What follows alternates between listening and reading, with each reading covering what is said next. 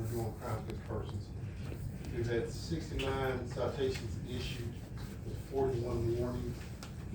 So you can see that just as many citations we issue, we issue out written warnings. We've responded to 4 vehicle crashes. We're getting several complaints about parking in the park, and I know that that's an issue that's going on. But I will say that in the park, we do have a handicap parking park there with decals marked for vehicles that are in there with handicapped persons.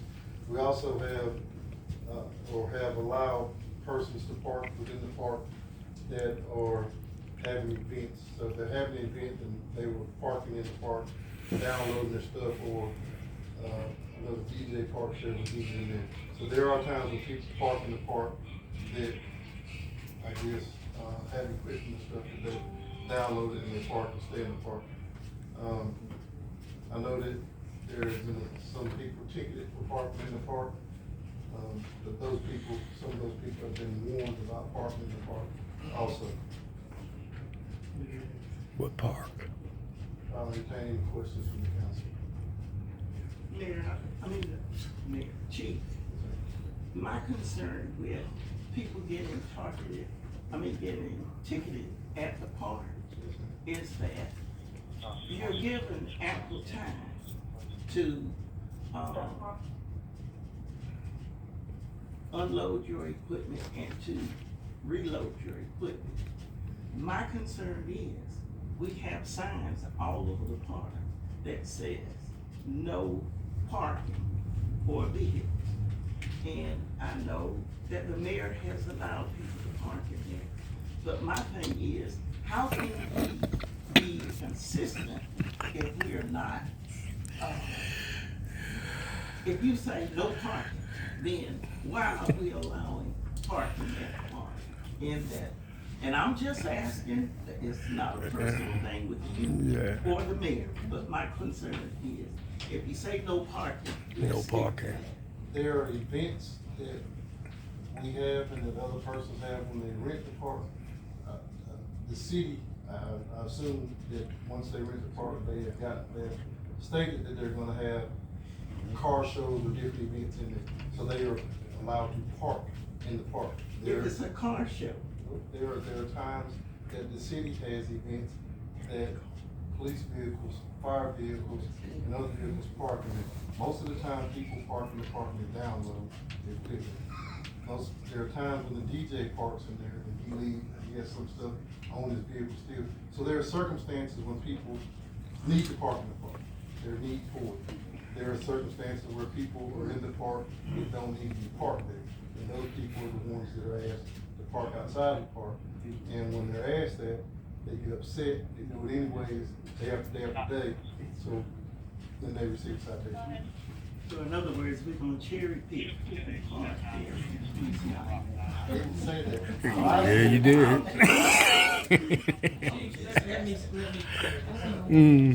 At no time have I allowed people to park in there.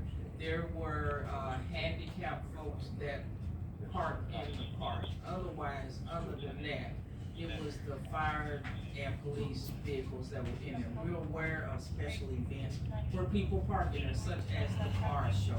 There's also times where people parked in there, such as Mr. Tank and other folks who have events going on, and they have their things in there as well as the other vendors. But the rules still apply. Continue to ticket. Warn the people as you did. I know this circumstance, one that we discussed, you had talked to them on a couple of occasions and they just disregard you. So you're doing a good job. Continue to warn the people, give them fair notice. And if they disregard that, you have to do your job because the signs have been posted. So in other words, I hold the park and I say, move the vehicles. You can come and override that. I don't come and override anything. All right, I'm asking a question. That's your answer. Nope, I don't come and override anything. I am not law enforcement. The signs are posted and that's what we need to do. Thank you, Mayor. You're very welcome. Code enforcement. We are in the process of hiring code enforcement. I know that you asked for us to look at specific locations, and to go ahead and to look at getting some type of letters out to them to advise them about the residents. I know there's several on McCumber that we need to address. We are in the process of taking care of that.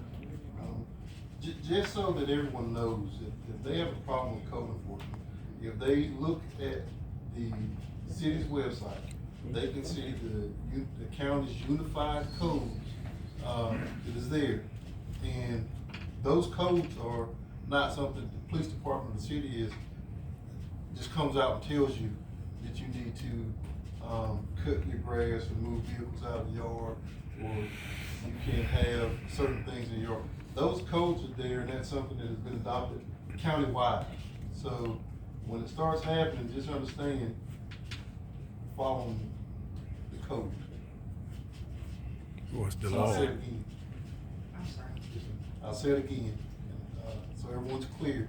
You can go on the Walthourville city webpage, and you can pull up the codes. You can pull up the county-wide codes, and you can read what codes were violated when your door is knocked on and you're issued a letter or a warning for the first time or the second time. So that's just so that everyone's clear how it's gonna be